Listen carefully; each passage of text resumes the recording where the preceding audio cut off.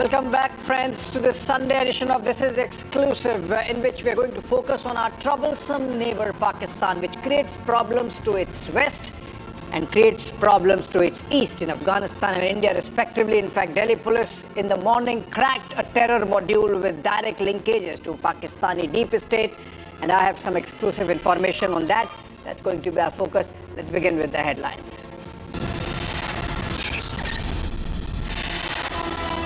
Pakistan strikes border provinces of Afghanistan. Over 20 in air strikes killed. Taliban government says Pakistan again violated Afghan territory.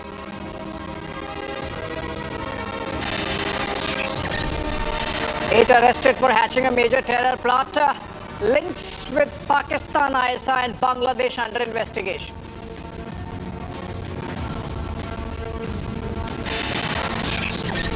Three terrorists neutralized in Kishtwar anti-terror operation. Jesh terrorist Saifullah among killed.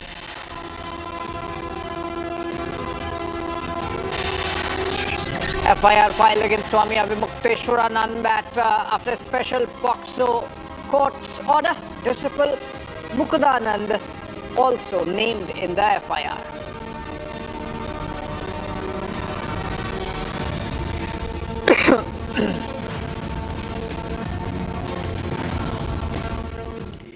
All right, friends, Pakistan and Afghanistan are once again on the brink of serious escalation.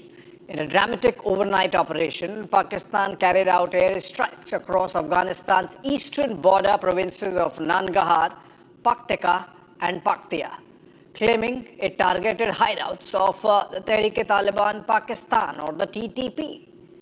Islamabad says the strikes were precise and aimed at militants responsible for recent deadly attacks inside Pakistan, including in Khyber Pakhtunkhwa. But on the ground in Afghanistan, the story is starkly different. Eyewitnesses report civilian casualties, alleging that students inside religious seminaries and members of local families were among those killed. But before we go into the details of what happened there on the ground and the ground reports that we have got for you exclusively, let's go to Tilak Deveshwar, a national security analyst, a former member of the National Security Advisory Board, and he's joining us live on this broadcast to help us unspool and understand the implications of this terrorist strike. Not the first time, very good evening to you, Mr. Deveshwar. Not the first time that we are seeing this escalation building up in between Pakistan and Afghanistan. But it seems like, going by the responses coming in from Kabul, that Afghanistan or the Taliban regime there might choose to respond this time. Yes, thank you for having me. This is a periodic thing. And ever since the Taliban came into power in August 2021, there have been simmering tensions between the two. And the reason for that is that Pakistan is not able to get a handle on the Tehrik-e-Taliban Pakistan, which is a Pakistani organization and based out of Khyber Pakhtunkhwa. So they try and externalize the problems they're having with the TTP, saying that the Afghanistan-Taliban are actually supporting the TTP, and therefore we are going to take action against the Afghan Taliban. The fact is that, last year, according to the DG ISPR, Pakistan carried out something like 55,000 intelligence-based operations. That comes to something like 200 military operations a day. Now, no other army in the world can carry out so many operations. And you would think that by carrying out so many operations, they would clear the whole area of so-called militants. The fact that they haven't been able to has been able to do so. And during the last week, there have been 3 major incidents that have taken place which have really hurt Pakistan. Yeah. So what do they tell their people? Asim Munir believes that Pakistan should be a hard state. This is hardly the signs of a hard state that you cannot control terrorist action in your provinces. Yeah. So they externalize it. And that's why they bombed Afghanistan. Yeah. But you think that this is going to go, not going to go unchallenged? Mr. It certainly won't go unchallenged. You see, the Taliban, who are Pashtuns never forget. You know, an eye for an eye and a tooth for a tooth. They will take their revenge at a time and place of their choosing. They're not going to go half-cocked. They will not go show a knee-jerk reaction. You see, one also has to realize that Afghanistan at the moment is going through a very difficult time. Since 2023, about 5.4 million refugees have been pushed back by Pakistan and Iran in winter, where there is not enough adequate food, and even the UN has sort of put its hands up. So Afghanistan is under pressure. They may not react now, but they won't forget. They won't let this go. You know, there's a famous Pashtun saying that a Pashtun took revenge after 100 years and said, I took it too soon. So the Pashtuns will not forget. Yeah. And I would be not be surprised at all if they hit Pakistan at a time when Pakistan expects it the least. Yeah, of course. But Mr. Deveshar, we have seen that this is coming amidst some mediation efforts from Saudi Arabia, for example. This is coming amidst tensions in the West Asia theater with the United States building up its arsenal. You think that Pakistan essentially used that distraction to sort of up its military strikes, its military action against Afghanistan, even as it struggles within to control, forces that are at variance with the Rawalpindi narrative? No, I don't think so. I think Pakistan is treating Afghanistan or the attacks which they claim to come from Afghanistan as the cause. You know, I think they've lost 2 lieutenant colonels in the recent past. So they have to hit back. They have to show the people of Pakistan that, hey, we're not letting this thing go and we're going to hit back. See, earlier mediation was tried by Qatar and Turkey. Meetings were held in Qatar, meetings were held in Turkey. Nothing came out of it. Yeah. Because when the Taliban put forward their demand to Pakistan that you have to give us a commitment that you will not allow your territory to be used for overflights to attack us. The implication was that the US is using Pakistani territory. Yeah. And Pakistan said in the meeting that we cannot give you that guarantee. So even Qatar and Turkey were shocked that Pakistan is allowing its airspace to be used by the United States and they cannot give a guarantee that they will not allow it. The Taliban says, what kind of guarantee are you asking for us when you can't give a guarantee to not allow your airspace to target Afghanistan? Yeah. So I think this is a specific bilateral thing. I don't think so. It is, any specific linkage to what's happening in West Asia. Yeah, absolutely, Mr. Deveshar. And even this much Pakistan get away only and only, I believe, because the Kabul government does not have an air force as yet or air defenses as yet. Maybe they will work on that and soon have that also, and then that should act as a deterrence against Pakistani airstrikes. Thank you so much, Mr. Deveshar, for joining us, sparing your time at that short notice. And we're staying on the story. Let's look at some ground reports exclusively brought to you, friends, from our correspondents and from our correspondents there on the ground, and just get a sense of how strong the anger and the sentiment is against Pakistan in Afghanistan.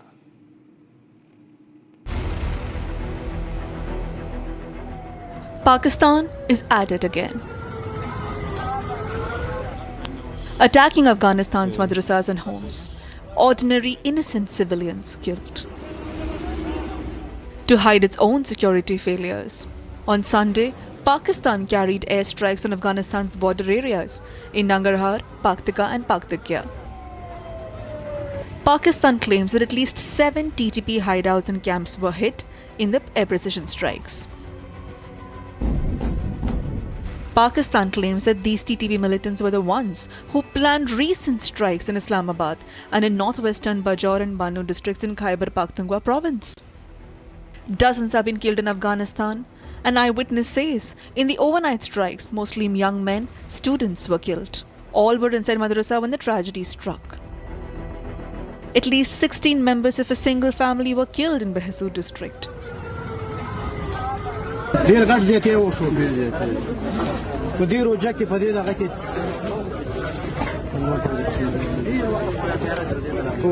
الله دې تاسو ټول سره قوتي چې تاسو به تور خبراله لې او دا کار وکړي چې دغه مړي راوځي دا راوځي دا یو کوټه چې ټول ورور مې ټول به سره پروت دا زینه ورته وخای چې وخت دا ټول زینه خو دا زینه ټول زینه دا دلته مې خلاص وو خو راوخته دا برانده و دې چې ډاکټر ولا ډاکټر یې ته کړم دا کسان اوس پته نه لري چې دا چوت نشته دې چې دا زما بل یو نو پرتا A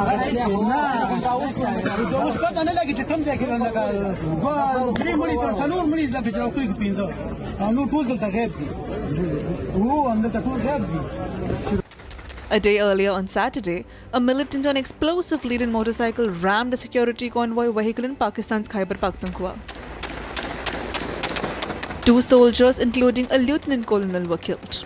This is not the first time Pakistan and Afghanistan have come so close to a full-blown conflict. In October, Pakistan carried out strikes deep inside Afghanistan. Then, a ceasefire was brokered with the mediation of Qatar. But relations remain strained between the nations, with peace hanging in the balance.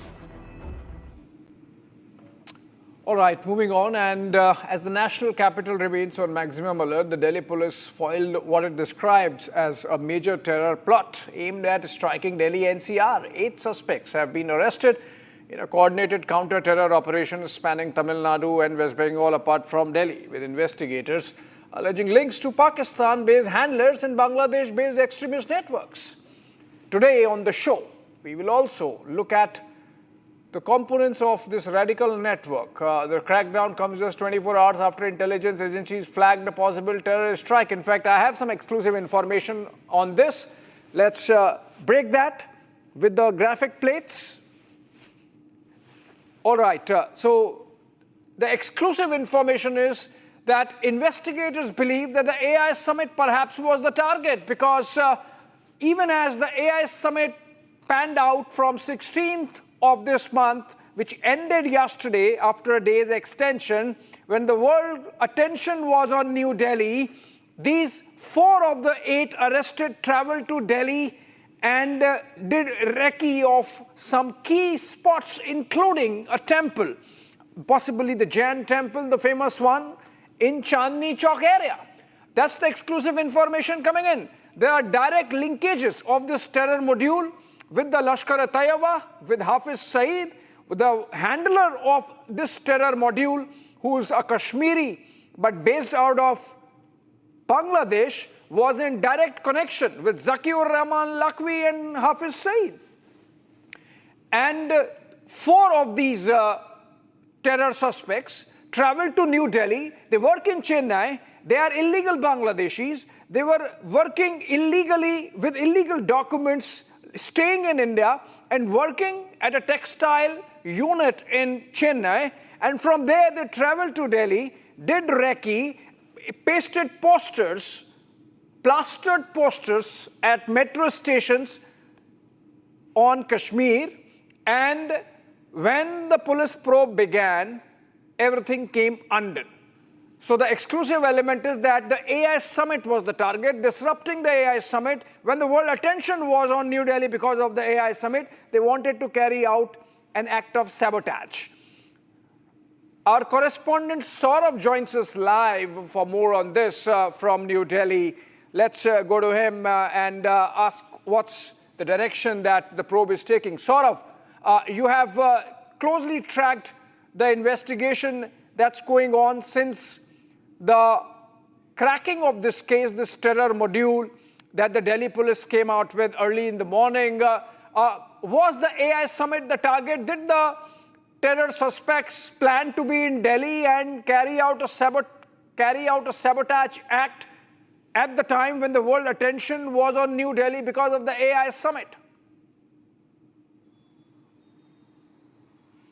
Yes, Abhishek, the major target was the AI summit, but due to the 24/7 surveillance by the Delhi police and the other authorities, they could not take it out in the national capital at the time of the AI India Impact Summit.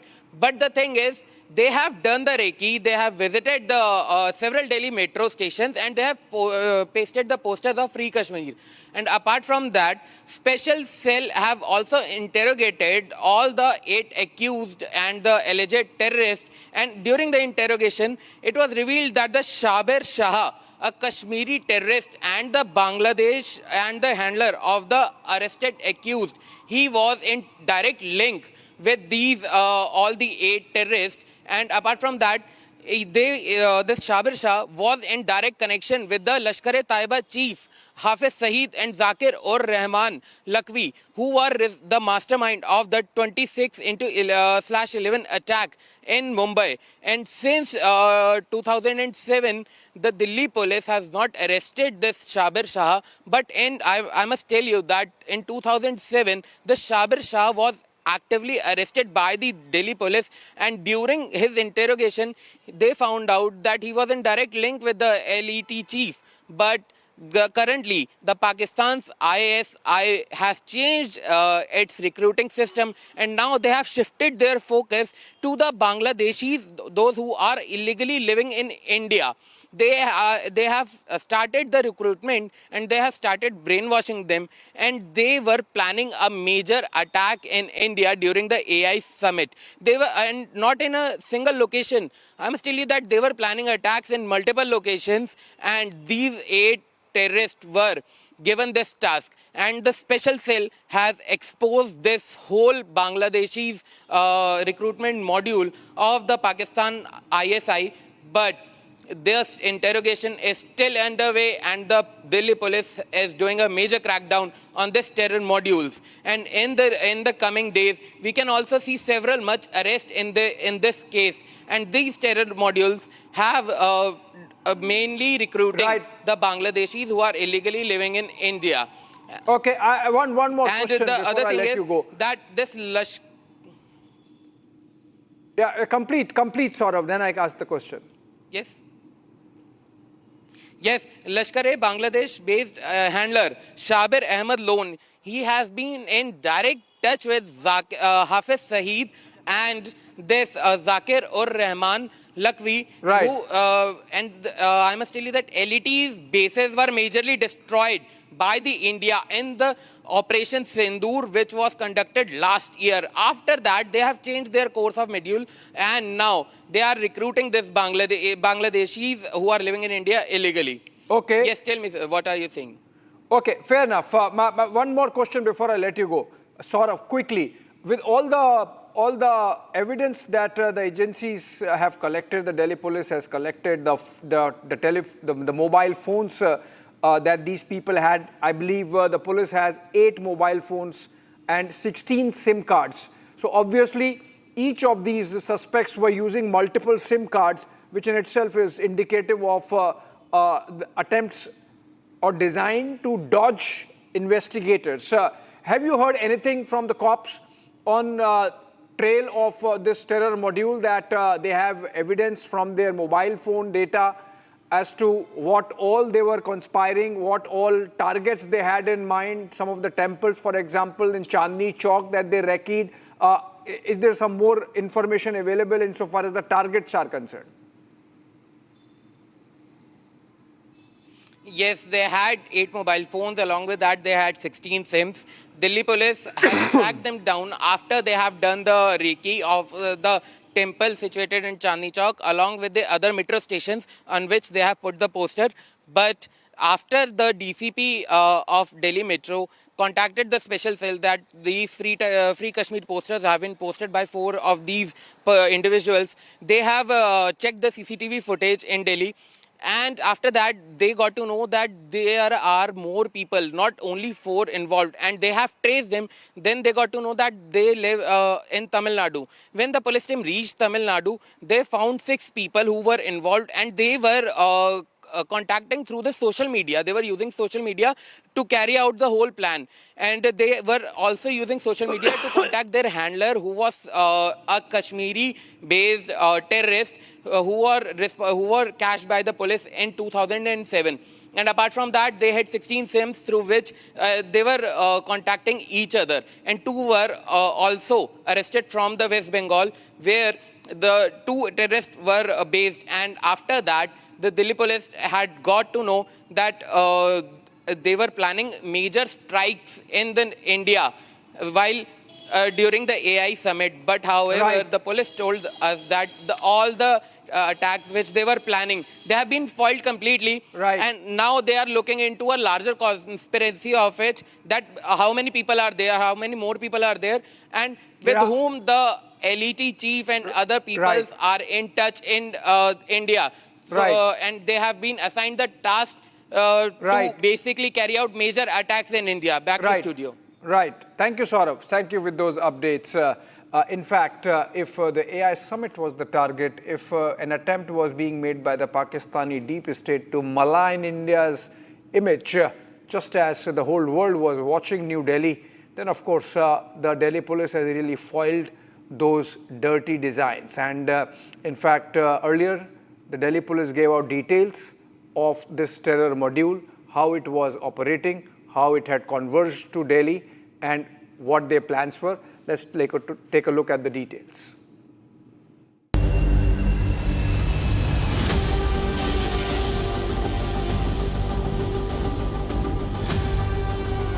A major terror plot has been busted. A coordinated crackdown across 2 states and a chilling terror conspiracy allegedly aimed once again at the heart of India. Delhi police have foiled what they describe as a massive terror plot targeting the national capital. This is a major breakthrough for the security agencies and Delhi police.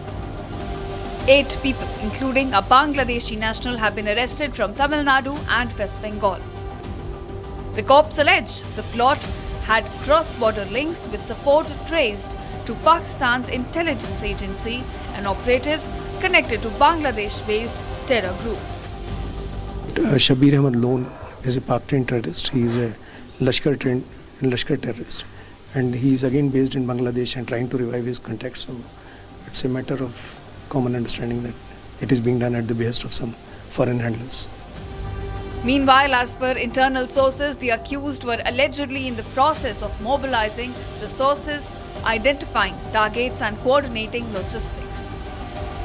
Security agencies believe the plot, if executed, could have had devastating consequences. Commenting on the arrest, Delhi Police Special Cell stated some major facts. Some posters, anti-national posters, were affixed on pillars of metro station near Kashmiri Gate.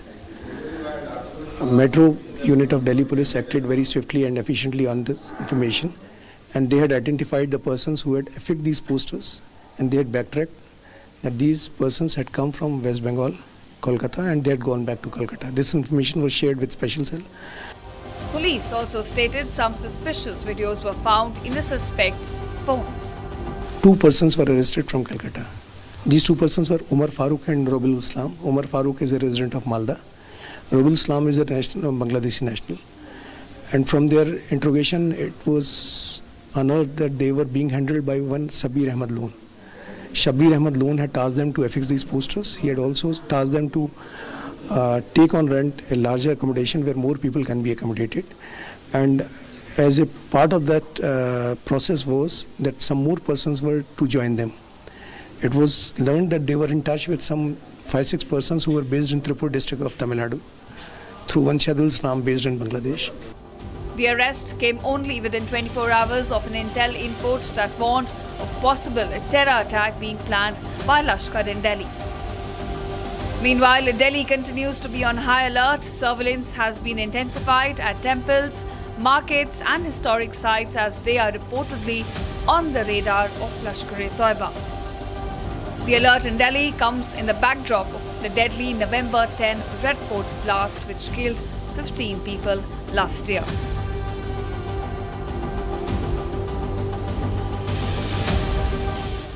All right, if Pakistan is relentless in its terror designs on India, our security forces are relentless in responding in kind. 3 terrorists have been eliminated in Kishtwar area of Jammu, and these terrorists belong to Jaish-e-Mohammed. One of them, in fact, was a commander and was wanted for many other earlier terror incidents. JEM terrorist Saifullah, who was on the run for the last 2 years, has been eliminated.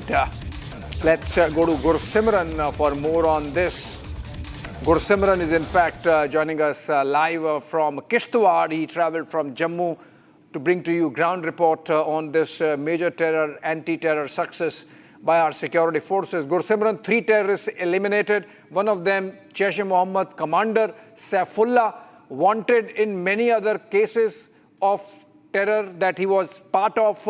Please tell us how many cases he was involved in, how many terror incidents he was involved in, for how long did he evade security forces and finally was caught?